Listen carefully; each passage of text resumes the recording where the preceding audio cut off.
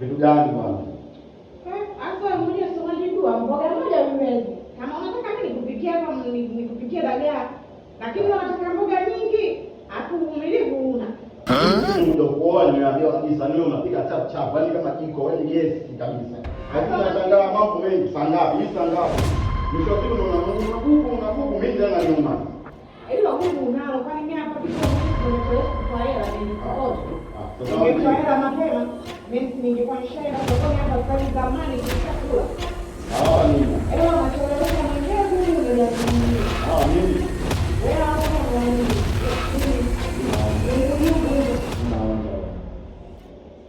Oh no. Hila hiyo mwanaume mzima kukaa jikoni, hebu toka nje huko. Hapo tundu kicheza hicho cha toa. Usinifundishe. Nisikilize mimi nakwambia mimi nimepika ndizo buguluni pale kwa Kalabela, mimi niko napika. Umeona kiungo hapa hiki? Kinatoka biliani ha. No. Na hii biliani ha kitia mkangu. Ndio maana vitumbo vinamtoka. Biliani hii inatoka kwenye ugali na songa kwenye ugali. Kwa Pemba. Hizo mimi najua kupika. Kwa Pemba unapika nini? Tulia Pemba jamani. Umeona hivi hapa? Sasa ni mkiwa muone katakuwa kubwa, ni yote kwa yote ni ya umuhimu. Sisi huko jamani tunatia kwenye dagaa lakini mume wangu ndio kwa hivyo. Habari. Nenda bila kukaa ile mali.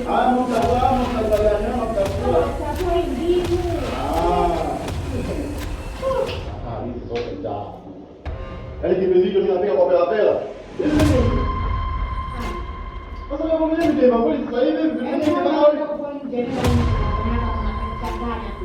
Toka nje kuja mambo yangu. Mwanamke unapika hapo na kuingia. Ndio.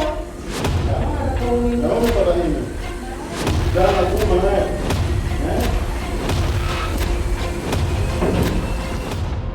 Mwanaume anahila huyu jamani, sijapata kuona. Na ningekuwa nimejua sasa sijataka kuolewa naye. Oh no. Hapo tena umesikia plan. Ukishapika ule baba. Mimi nasonga gari hapa. Mambo ya kupindika hapo kuniletee.